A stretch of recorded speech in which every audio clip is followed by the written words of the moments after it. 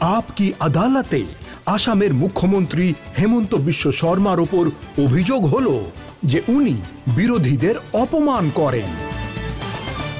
আপনার টুইট আমি দেখি, রাহুল গান্ধী সম্পর্কে আপনি বলেছেন যে উনি সাদ্দাম হোসেনের মতো দেখতে। সেই সময় যেমন দেখতে ছিলেন, তখন আমি বলতাম যে রাহুল বাবু, আপনি আমাদের অনেকের থেকে রীতিমতো সুন্দর দেখতে, আমাদের অনেকের থেকেই। You look so good. কি দাড়ি গোঁফ দিয়ে মুখটা ভরে রেখেছেন আপনি, কেটে ফেলুন না, ভালো লাগবে। আমি তো শুধু এইটুকুই বলেছিলাম। আপনি আবার বলেন কখনো আমুল বেবির মতো মুখ মনে হচ্ছে। আসলে তো তাই। ওই আমুলের অ্যাডভার্টাইজমেন্টে যে মুখটা রয়েছে তার সঙ্গে তো তার অনেক মিল আছে। এতে আর আমার কি করার আছে? আমার চেহারার সঙ্গেও হয়তো কারোর মিল আছে, অসুবিধে কোথায়? কিন্তু এটা কি ডিসরেসপেক্ট নয় যখন আপনি বলেন যে প্রমাণ করো যে তোমার বাবা কে? আমি এইটুকুই বলেছি যে সার্জিক্যাল স্ট্রাইক আর্মি করেছে, আর্মির কাছে আপনি প্রমাণ চাইবেন না, কারণ আমরা আপনার কাছ থেকে কোনো প্রমাণ চাইছি না। এটা হচ্ছে একটা political statement related to the sacrifice of army who are fighting for us in the border. যদি একই স্টেটমেন্টের আপনি একটা প্যারাগ্রাফ ডিলিট করে দেন আর অন্য প্যারাগ্রাফকে হাইলাইট করেন, তো এটা তো অন্যায় কথা। কিন্তু সম্পূর্ণ স্টেটমেন্টে কাউকে এটা বলা যে তুমি প্রমাণ করো যে... সত্যি কথা, আমি ওদেরকে এইটাই বলছি যে আমি প্রশ্ন করছি না, আমি বলছি না যে আপনি দিন, আমি বলেছি আর্মির কাছ থেকে আপনি প্রমাণ চাইবেন না। রাহুল বাবু এটা স্বীকার করুন যে there was a surgical strike and Indian army has completely demoralised Pakistan. যেমন আমরা সব কিছুর প্রমাণ চাই না, ঠিক তেমনি আপনিও আর্মির কাছে প্রমাণ চাইবেন না। এই স্টেটমেন্টে ভুলটা কোথায় হয়েছে? এটুকুই নয়, ওরা ভারত জোড়ো যাত্রা করেছিল এত সফলতার সাথে, আর আপনি বলছেন ওদের পাকিস্তানে গিয়ে যাত্রা করা উচিত ছিল। ঠিক কথা। ভারত ভাগ হয়েছেটা কোথায়? আপনি আমায় জিজ্ঞেস করুন, 1947-এ ভারতকে ভাগ করা হলো ভারত ও পাকিস্তান রূপে। এখন কেউ যদি ভারত জোড়ো যাত্রা করতে চায় তাহলে তো পাকিস্তানে গিয়ে করতে হবে, সেটা ভারতে কেন করবে? কারণ ইন্ডিয়া ইজ ইউনাইটেড। তবুও যদি আপনাকে করতে হয় তাহলে নাগাল্যান্ডে গিয়ে করুন, কারণ সেখানে সেসেশনিজমের ডিমান্ড আছে। একটু আধটু আসামে করুন, ওখানেও আলফা নতুন রাজ্য চাইছে, ঠিক আছে তো। কিন্তু সাউথ ইন্ডিয়ানের লোকেরা কখনো নতুন রাজ্য চাইছে না, তাহলে ওখানে কেন করছেন? ওখানে তো কোনো দরকার নেই।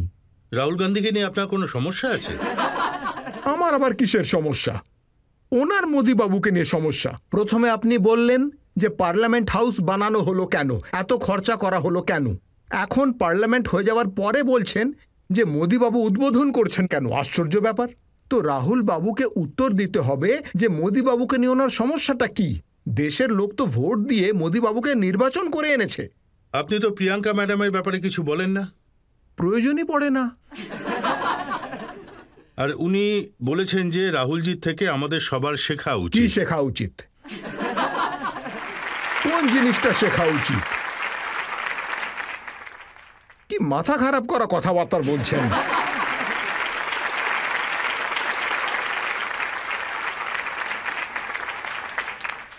আমাকে কোনো একটা কথা বলুন যেটা ওনার থেকে শেখা উচিত। কোনো ডিবেটিং কম্পিটিশনের গোল্ড মেডেলিস্ট কেউ নেই।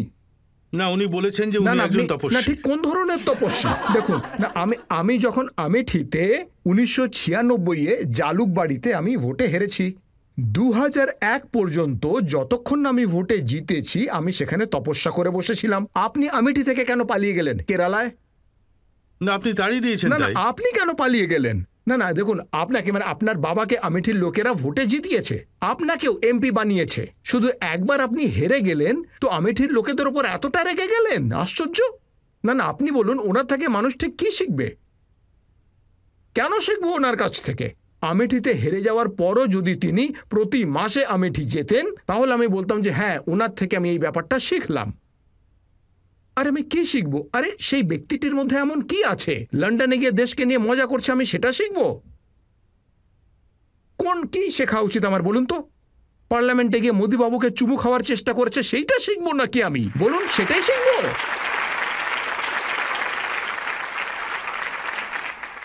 না, প্রিয়াঙ্কা গান্ধী বলেছেন যে আমায় শিখতে হবে উনি মোদিবাবুকে ভয় না পেয়ে থাকেন কি করে। ভয় পায় না? মোদি বাবুকে ভয় পায় না, ভয় পাওয়া উচিত নয়, কিন্তু আইনকে তো আপনি ভয় পান। আইন আপনাকে এমপি পদ থেকে সরিয়েছে, তা বলে আপনি আইনকেই গালাগাল দেবেন? আপনি ওনার এমপিশিপ কেড়ে নিয়েছেন, আপনি ওনার বাড়ি কেড়ে নিয়েছেন। না না না এখন উনি রজত কি বাবু, করবেন? আপনি নিজেই আমায় বলুন যে রাহুল বাবুর আগে কারোর কি কখনো এমপি পদ যায়নি নাকি? কংগ্রেসেরই 20 জন এমপি এমএলএর সিট চলে গেছিল। এটা সুপ্রিম কোর্টেরই অর্ডার ছিল যে আপনি যদি ডিসকোয়ালিফাইড হন তাহলে বিকেলের মধ্যে আপনার এমপি পদ চলে যাবে। Why are you opposing the judgement of the supreme court? বারবার এইটা বলে যে মোদিবাবুই আসলে নাকি আপনাকে ডিসকোয়ালিফাই করেছে, জাস্টিস পটনায়ক আপনাকে ডিসকোয়ালিফাই করেছেন। শুধু এইটুকু বলার সাহস কিন্তু কেন এত থাকবে না সবকিছু আপনার? হওয়ার পরেও উনি বলেছেন যে আপনি আমাকে এমপি পদ থেকে সরিয়ে দিন বা আমার মাইক আজকাল- বন্ধ করে দিন, আপনি দরকার হলে আমার বাড়ি খালি করিয়ে দিন, তবুও আমি আদানি সম্পর্কে বলবোই। না না, আজকাল আর কোথায় বলে? যেই দিন শরদ পাওয়ারের বাড়িতে আদানি পা রেখেছিলেন তারপর থেকে উনি আর কোথায় মুখ খোলেন? দেখুন, আজ শরদ পাওয়ারের বাড়িতে গৌতম আডানি গেছেন, তো রাহুল কি শরদ পাওয়ারের বিরুদ্ধে টুইট করেছেন?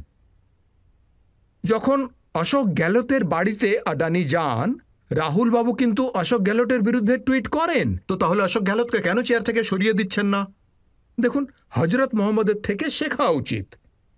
আপনি মিষ্টি খাবেন না এটা বলার আগে উনি নিজে মিষ্টি খাওয়া ছেড়ে দিয়েছিলেন।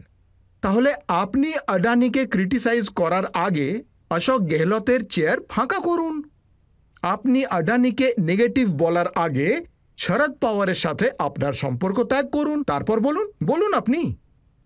You must set an example. কিন্তু আপনি শুধু রাহুলজিকে নয়, তার আশেপাশে যতজন মানুষ আছেন, পবন খেরাকে উনি স্পোক পার্সন বানিয়েছেন, ওনার জন্য আপনি আসামের পুলিশ পাঠিয়ে দিয়েছেন। যদি আইন বিরোধী কাজ করি তাহলে পুলিশ তো আমার কাছেও আসবে, তাই না? পুলিশ তো আপনারই। শুধুমাত্র যুব কংগ্রেসের বিরুদ্ধেই আসে? শ্রীনিবাস ওদের প্রেসিডেন্ট ছিল, দেখুন, তার আমাদের বিরুদ্ধে। বাড়িতে কত পুলিশ আসে, তার জন্য কি আমরা কান্নাকাটি করি?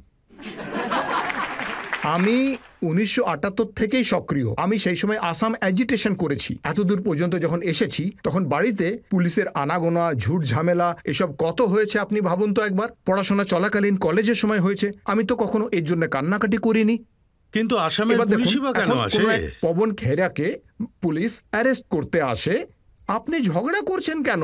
পুলিশের কাছে সারেন্ডার করুন। আর কোর্ট তো আছেই বেল দেওয়ার জন্য আপনাকে। আপনি তো সবাইকে নিয়েই বলেন। কেজরিওয়ালজি সম্পর্কে বলেছেন আসামে এলে নাকি জেলে ঢুকিয়ে দেবেন। আমি সেটা কখনো বলিনি। আমি বলেছি যে আমার নামে অ্যাসেম্বলিতে যেটা বলেছে সেটা আসামে এসে বললে তোমার নামে আমি কেস করে দেব। আমি জেলের কথা বলিনি, আমি বলেছি কেস করব। উনি কেস বলেছেন- কোথায় করব? আমি পুলিশ স্টেশনের কথা বলিনি, আমি বলেছি কোর্টে কেস করব। উনি বলেছেন আমি হেমন্ত বাবুকে বলেছি আপনি দিল্লিতে আসুন, আমার বাড়িতে আসুন, আমি তো অপেক্ষা আমি করছি। আমার গাড়িতে করে আপনাকে সব জায়গায় না না, ঘোরাবো। গাড়ি করে নয়। উনি প্রথমে বলেছেন বাড়িতে নিমন্ত্রণ করে খাওয়াবে, তারপরে গাড়িতে ঘোরাবে। সেই জন্য আমি অপেক্ষা করছি। আমি প্রথমে ওনার বিশাল অট্টালিকাটা দেখতে চাই।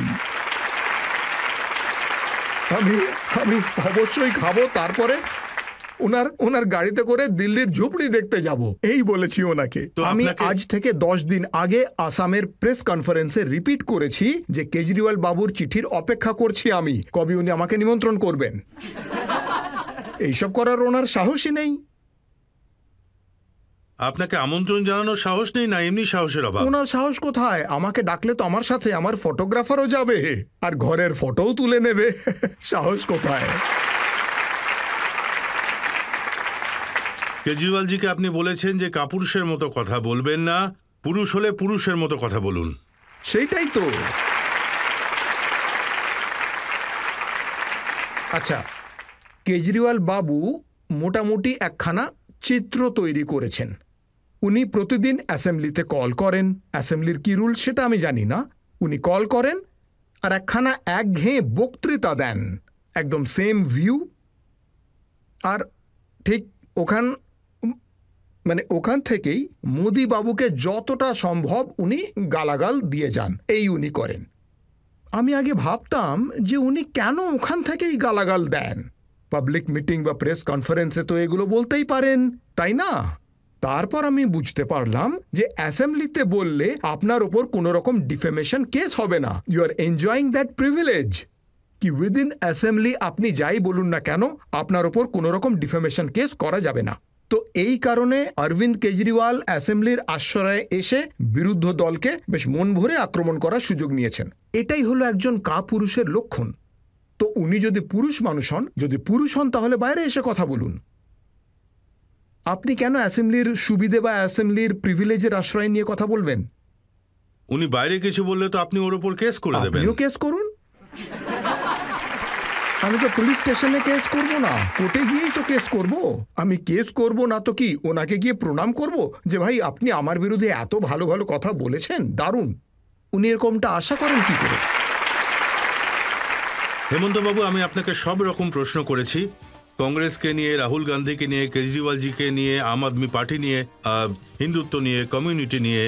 কোনো প্রশ্নেই আপনি এড়িয়ে যেতে চাননি, সোজাসুজি উত্তর দিয়েছেন।